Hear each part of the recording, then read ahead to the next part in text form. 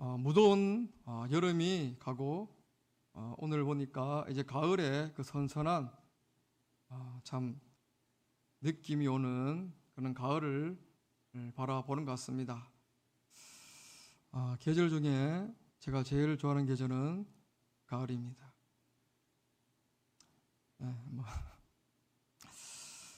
옛 선조들이 이 가을을 이렇게 표현하지 않습니까? 천고마비의 계절이다. 무슨 계절이라고요? 천고마비의 계절. 하늘은 높고 말이 살찐다. 동물 중에 말은 결코 살찌지 않는 동물임에 불구하고 말이 살찔 정도로 그렇게 가을은 좋고 풍요롭고 열매 맺는 계절이라 그렇게 전해져 있다는 것이죠. 그래서 가을을 좋아합니다. 성도님들 삶 속에서 이 가을의 풍요로움처럼 가정과 직장과 일터에 풍성한 열매 맺으시고 무엇보다 성령의 열매를 맺으셔서 날마다 그 기쁨을 누리며 살아갈 수 있는 그 축복이 우리 성도들에게 주어지기를 주님 이름으로 축복합니다. 그리고 또 한 가지 참 믿음의 선진들도 잘하지 못했던 우리에게 허락하신 그 믿음과 신앙을 꼭 사랑하는 자녀들에게 가르치고 물려줄 수 있는 그 은혜가 있기를 소망합니다. 다윗도 하지 못했고요, 솔로몬도 하지 못했고, 르호보암도 하지 못했던 내 믿음과 내 하나님에 대한 그 열정과 신앙을 우리 성도님들은 꼭 그 믿음과 열정을 나의 하나님을, 우리 하나님을 내 자녀들에게 가르치며 전수할 수 있는 그 일에 꼭 힘쓰셔서 다 구원의 은총을 누리며 믿음의 가정, 구원받는 가정이 될 수 있기를 계속해서 축복합니다. 오늘 제목 보도록 하겠습니다. 제목 읽어보겠습니다. 시작. 전혀 믿음이 없는 르호보암. 첫 번째 챕터입니다. 함께 읽어보겠습니다. 시작.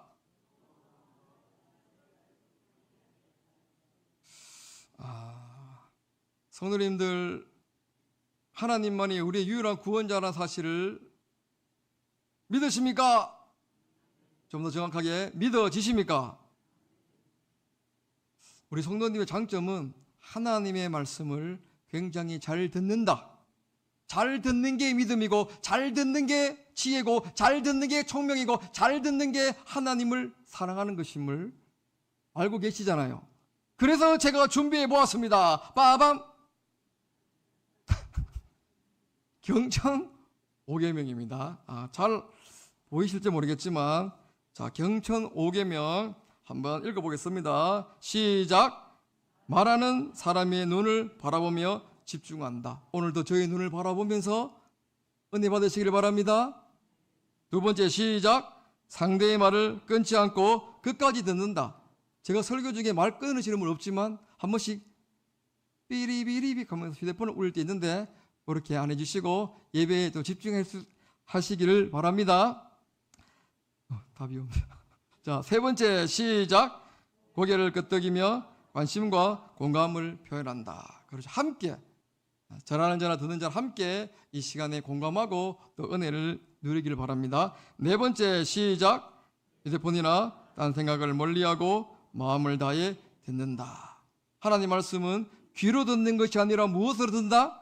마음으로 들을 때 그 말씀이 우리의 심령과 골수를 찌르러 쪼갠다고 분명히 제가 설교 때마다 매번 말씀드렸습니다. 귀로 들으면 나가면서 잊어버려요. 안 됩니다. 우리는 하나님의 말씀을 내 마음 깊이 내 심장에 그 말씀 이식될 때 그 이식이 새로운 심정으로 벌벅 뛰어서 하나님의 영광을 위해서 살아갈 수 있는 것이지 귀로 들으면 안 된다. 그래서 마음을 다해 목숨과 뜻을 다해 주님을 사랑할 때 비로소 하나님의 말씀이 들린다라는 사실을 잊지 말고 마음을 다해 주의 말씀을 들을 수 있기를 소망합니다.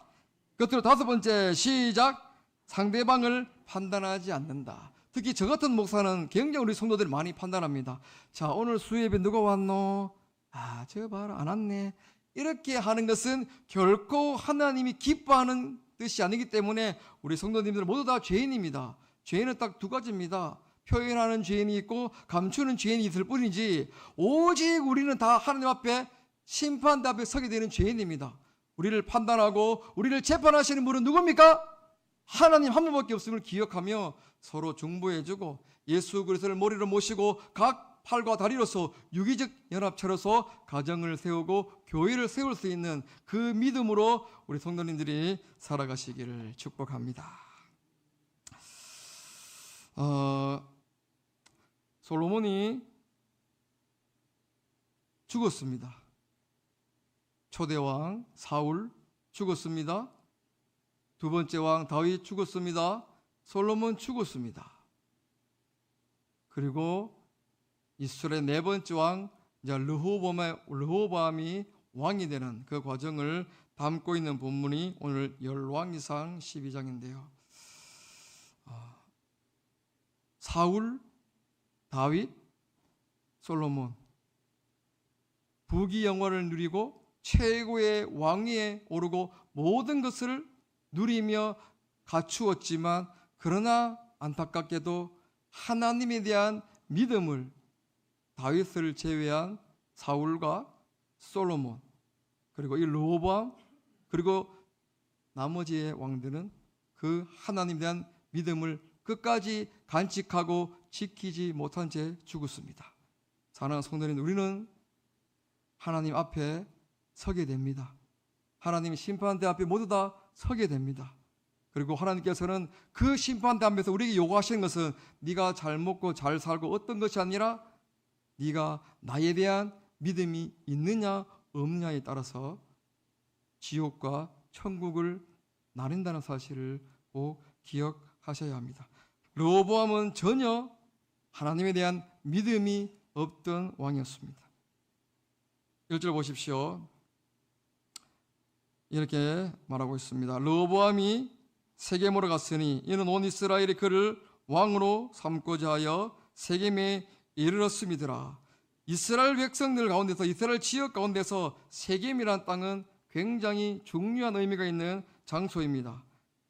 첫 번째로 과거 하나님께서 믿음의 조상인 아브라함과 언약을 맺은 장소가 바로 이 세겜 땅입니다. 다시 말하면 메소포타미아, 이 아브라함이 하란 땅을 떠나서 가나안 땅에 들어서면서 이 세겜 땅에서 하나님 앞에 첫 제단을 쌓고 제사를 드리고 예배를 드렸던 장소가 바로 이 세겜 땅입니다. 창세기 12장 5절에 이렇게 말하고 있습니다. 구약성경 13면에 있는 창세기 12장 5절에서 8절에 이렇게 말하고 있습니다. 한번 들어보십시오. 아브라함이 그의 아내 사라와 조카 롯과 하란에서 모은 모든 소유와 얻은 사람들을 이끌고 가나안 땅으로 가려고 떠나서 마침내 가나안 땅에 들어갔더라. 아브라함이 그 땅을 지나 세겜 땅에 모래 상수리 나무 이르니 그때 가나안 사람이 그 땅에 거주하였더라. 여호와께서 아브라함에게 나타내시되 내가 이 땅을 네 자손에게 주리라 하신지라. 자기에게 나타나신 여호와께 그가 그곳에서 제단을 쌓고 거기서 베델 동쪽 산으로 옮겨 장막을 치니 서쪽은 베델이요 동쪽은 아이라. 그가 그곳에서 여호와께 제단을 쌓고 여호와의 이름을 불렀던 곳이 바로 세겜 땅입니다. 그리고 하나님께서 여호수아와 언약을 갱신했던 땅도 바로 이 세겜 땅이죠. 그만큼 이 세겜 땅은 이 이스라엘 백성들 중에서 가장 소중하고 귀한 장소임을 오늘 본문이 우리들에게 말하고 있습니다. 그래서 르호보암이 세겜으로 갔다라고 오늘 본문이 우리들에게 말해주고 있는 것이죠. 2절입니다. 이렇게 말하고 있습니다. 느바스 아들 여로보암이 전에 솔로몬 왕의 얼굴을 피하여 애굽으로 도망하여 있었더니 이제 그 소문을 듣고 여전히 애굽에 있는 중에 3절입니다. 무리가 사람을 보내 그를 불렀더라. 여로보암과 이스라엘의 온 회중이 와서 르호보암에게 말하여 이르되. 자, 오늘 본문 보면 이제 이 다음에 솔로몬 다음으로 왕을 세울 르호보암을 이제 왕으로 추대합니다. 그런데 아이러니하게도 누구를 데리고 오죠? 누구를 데리고 옵니까? 솔로몬을 대적한 여로보암을 데리고 와요. 3절에 무리가 사람을 보내 그를 불렀더라. 여로보암과 이스라엘의 온 회중이 와서 르호보암에게 말했다. 자, 이렇게 말하고 있습니다. 그 요구 사항이 이렇습니다. 4절입니다. 보십시오. 함께 읽겠습니다. 4절 시작. 왕의 아버지가 우리의 명예를 무겁게 하였으나 왕은 이제 왕의 아버지가 우리에게 시킨 고역과 매운 무거운 멍에를 가볍게 하소서. 그리하시면 우리가 왕을 섬기겠나이다. 자, 이 말이 뉘앙스가 어떻게 들리십니까? 르호보암 입장에서 이 말은 굉장하게 언짢을 수 있고, 자세히 보면 이 말은 네가 만약에 여로보암을 앞세우고, 맞죠? 여로보암을 앞세우고 이스라엘 지도자들이 르호보암아 잘 들어라. 너희 아버지가 성전 짓는 자고 얼마나 우리를 멍에를 무겁게 했느냐. 세금도 얼마나 많이 떼갔느냐. 네가 만약에 우리의 이 요구를 들어주지 않는다면 너는 우리의 왕이 될 수 없다는 것을 보여주고 있는 것입니다. 다시 말하면 여로보암, 솔로몬을 대적한 여로보암을 앞세워서 이 르호보암을 협박하고 대적하고 있다는 것이죠. 솔로몬 때는 너무나 그 왕권이 강하였기 때문에 아무런 소리도 할 수 없었습니다. 7년 동안 여호와의 성전 짓고 13년 동안 자기의 궁 지었을 때 얼마나 많은 금은보화가 들어갔습니까? 참고로 하나님의 언약궤에 있는 그 지성소 방 하나만 해도 돈이 얼마나 그랬죠? 금 600달란트, 한 달란트에 5억, 6억 30. 하나님의 지성소니 그 방 하나만 시가로, 현재 시가로 3천억 들었습니다. 얼마나 힘들었겠어요, 백성들이. 그러나 솔로몬 때는 이스라엘 백성이 아무 말 하지 않았다. 근데 르호보암은 이제 왕권이 바뀔 때 가장 위험하지 않습니까? 약화되고 있기 때문에 어떻게 하든지 이 르호보암을 질들이기 위해서 여로보암을 앞세워서 이러한 요구를 하였다는 것이죠. 그때 르호보암의 반응은 5절입니다. 이렇게 말하고 있죠. 르호보암이 대답하되 갔다가 3일 후에 다시 내게로 오라 하매 백성이 갔다라고 말하고 있습니다.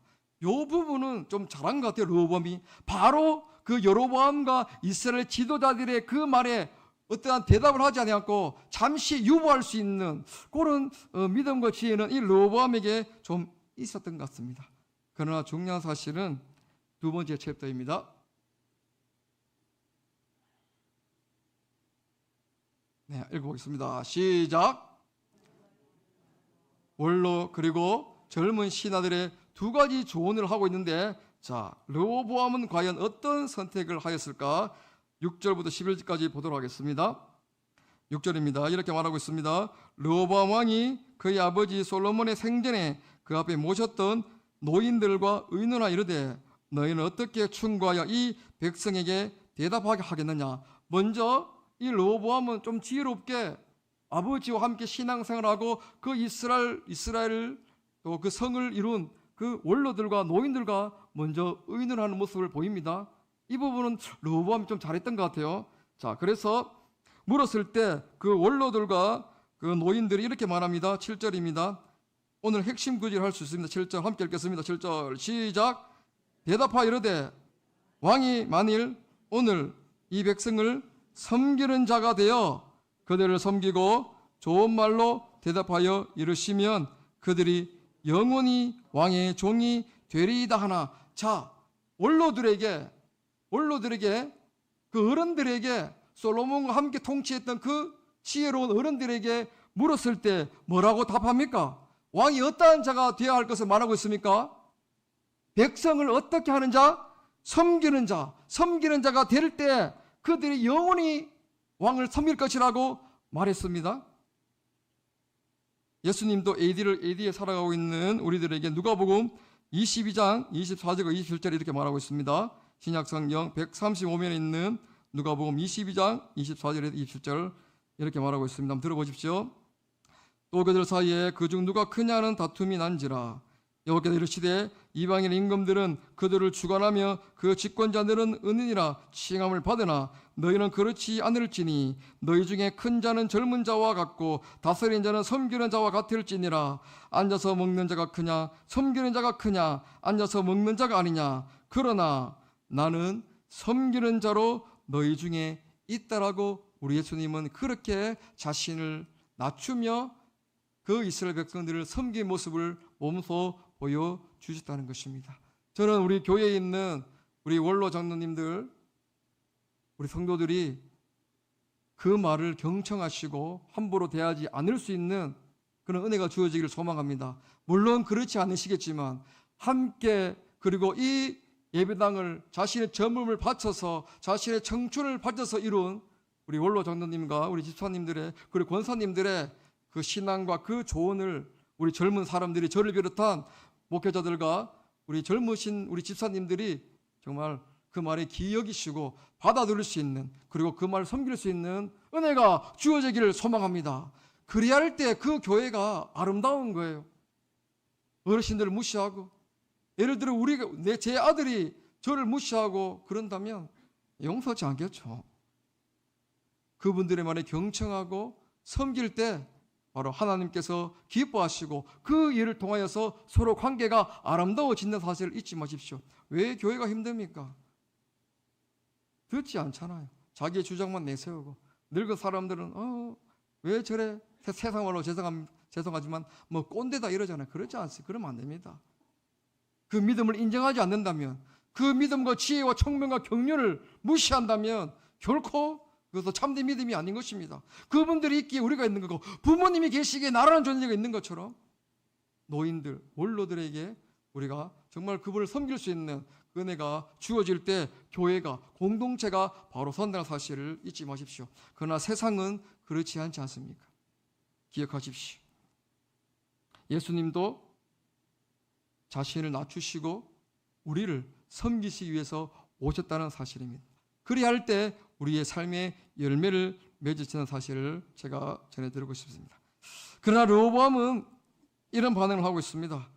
이 믿음 없는 자, 지혜와 총명이 어두운 자, 르호보암의 반응을 보십시오. 8절입니다. 이렇게 성경은 기록하고 있습니다. 왕이 노인들이 자문하는 것을 어떻게 하였다고요? 자, 버리는 것은 무엇입니까? 그 말을 쓰레기 취급했다는 것이, 내가 듣고 싶은 말을 그 원로들이, 노인들이 해주지 않았다는 거예요. 그래서 그 말을 무시하고 버립니다. 그리고 자기 앞에 모셔있는 자기와 함께 자라난 어린 사람들과 의논했다라고 성경은 말하고 있습니다. 그런데 르호보암은 어린 나이가 아닙니다. 성도님들, 르호보암이 왕위에 오를 때 혹시 나이가 몇 살인 줄 아십니까? 퀴즈! 맞추시는 분? 르호보암이 왕이 될 때 그의 나이가 열왕기상 14장 21절에 이렇게 말하고 있습니다. 구약성경 540면에 있는 열왕기상 14장 21절에 이렇게 말하고 있습니다. 한번 들어보십시오. 솔로몬의 아들 르호보암은 유다 왕이 되었으니 르호보암이 왕위에 오를 때에 나이가 41세라. 제 나이는 46살. 르호보암은 왕이 되었을 때 41살. 결코 적은 나이가 아니죠. 근데 성경은 어린 사람들과 의논했다. 다시 말하면 무엇을 말합니까? 원로와 젊은이, 노인과 어린이들, 이 어린이들, 젊은 것들은 신앙과 믿음이 전혀 없었음을 이 열왕기 기자가 비교하면서 보여주고 있는 거예요. 자, 르호보암이 믿음이 전혀 없잖아요. 믿음 없는 자가 믿음 있는 사람의 말을 듣겠습니까? 믿음이 있는 자, 지혜와 총명이 있는 자가 믿음의 원로들의 말을 듣는 것이지, 이 르호보암은 믿음과 지혜와 총명이 없는 자이기 때문에 당연히 자기와 함께 자라온 그 젊은 어린 사람들의 말을 들을 수밖에 없음을 이 열왕기 기자가 꼬집고 있는 거예요. 이 무지하고 판단력이 없고 총명과 명철과 믿음이 없는 이 자, 결국에는 망한다는 것을 보여주고 있는 것입니다. 성도님들,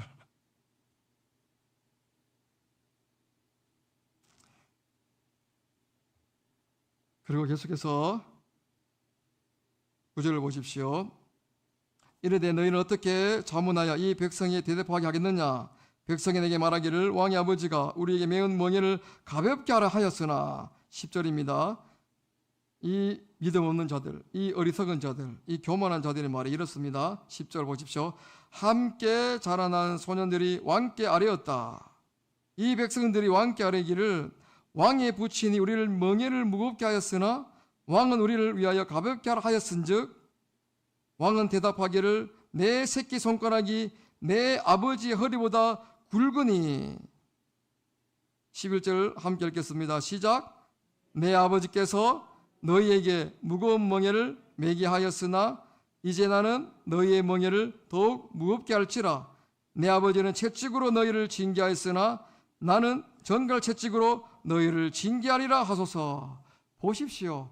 원로들과 믿음 있는 사람, 지혜로운 그 원로 사람들은, 어른들은 왕이시여, 우리가 모셨던 솔로몬 시대 때는 20년 동안 이 성전을 건축하기 하기 때문에 백성들이 너무나 힘들었습니다. 그 고역과 노역에, 그리고 세금 바치는데 너무 힘들었습니다. 그들을 위로하시고 좋은 말로 안아주시고 그들을 섬기는 왕이 되십시오라는 이 엄청난 지혜로운 말을, 이 믿음 없고 무식하고 이 악한 르호보암이 그 말을, 원로들의 말을 벗어버리고 이 젊은 자들이 하는 말을 보십시오.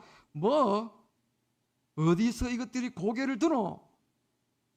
르호보암이여, 당신이 아버지보다 솔로몬보다 더 강하다는 것을 이 백성에게 보여줘야 됩니다. 그 말을 듣지 마십시오. 벗어버리고 오히려 그들에게 내 아버지는 채찍으로 너희를 징계하였으나 나는 전갈 채찍으로 너희를 징계하겠다라고 강하게 밀어붙이십시오라고 이러한 악한 말을 할 때 이 르호보암이 그렇지 너네들이 내 마음을 아는구나. 르호보암은 이 얘기를 듣고 싶었던 거예요. 그렇지, 저도 그렇겠습니다. 카리스마적으로 이 강단에 서갖고 연기를 어떻게 해야 될지 모르겠네요. 예수 똑바로 안 믿으면 지옥 간다, 헌금 똑바로 안 하면 지옥 간다, 이렇게 말한다면, 예를 들어 알고는 있지만 그는 표현적으로, 근데 자신의 이름을 드러내는 거잖아요. 잘못하면 이 목사가 자신의 이름을 드러내는 게 제일 무섭거든요. 하나님의 말씀을 가정하여 자신의 이름을 드러내는 것, 카리스마 사회가 굉장히 악한 겁니다. 낮추고 섬기는 것, 저희들은 다 부족하지 않습니까? 그러나 하나님 오늘도 우리와 함께 하십니다. 세상을 두려워하지 마십시오. 힘내십시오. 하나님만 바라보십시오 라고 자신을 낮추고 하나님의 말씀을 전할 때 그것이 우리에게 은혜가 되고 믿음 있는 자의 모습이며 지혜로운 자의 모습임을 우리는 잘 알고 있습니다. 저도 젊지만 좀 전도사 때, 강도사 때는 너무 좀 거침이 없어갖고 강대상에도 많이 쫓겨나갔었거든요. 지혜가 없었어요. 그냥 저는 막 그게 멋있다고 생각했거든요. 카리스마 있어야지, 특히 대구 경북에는 확 밀어 나가야지, 이런 게 있었거든요. 근데 그게 너무 저의 교만함임을 나중에 알게 되었습니다. 성도님들, 예수님은 죽기까지 복종하셨고 우리 죄인을 섬기셨지 않습니까? 원로들과 그 지혜로운 이 사람들, 어른들의 말을 듣지 않은 르호보암이 우리에게도 혹시 있지 않은가 한번 말씀을 통하여 점검해 보시길 바랍니다. 그리고 이 오늘 본문의 핵심은 사실 한번 찾아보겠습니다. 열왕기상 12장 15절입니다. 오늘 본문에, 오늘 제가 설교할 모든 핵심의 포인트는 바로 열왕기상 12장 15절입니다. 다 찾았으면 아멘요. 함께 읽어보겠습니다. 열왕기상 12장 15절 시작. 왕이 이같이 백성의 말을 듣지 아니하였으니 이 일은 여호와께로 말미암아 난 것이라. 여호와께서 전에 실로 사람 아이야로 느바스의 아들 여로보암에게 하신 말씀을 이루게 하십니다. 이 모든 것을 누가 하게 하셨다고요? 여호와 하나님.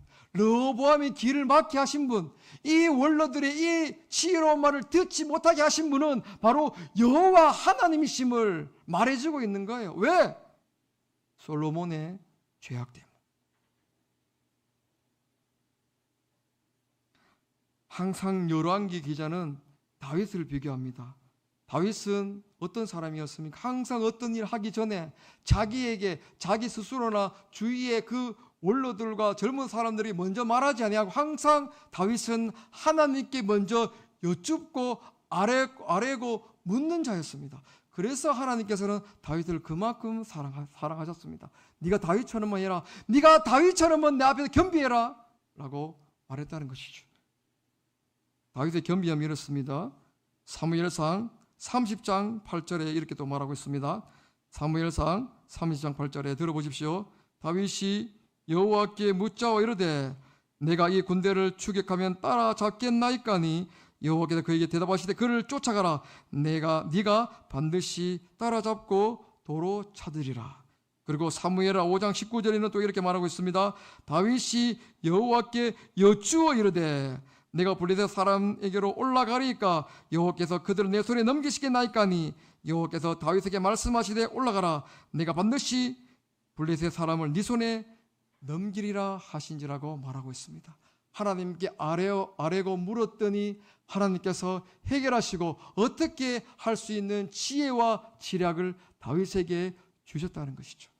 강한 블레셋도 물리치고 모든 대적들도 다윗은 가는 곳마다 하나님께서 승리하게 하셨다라고 분명히 열왕기와 역대기에 그렇게 기록되어져 있습니다.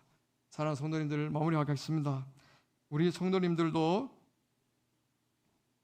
다윗처럼 무엇인가 하기 앞서서 항상 하나님 앞에 여쭙고 물을 수 있는 그러한 겸비한 믿음을 소유하시기를 축복합니다.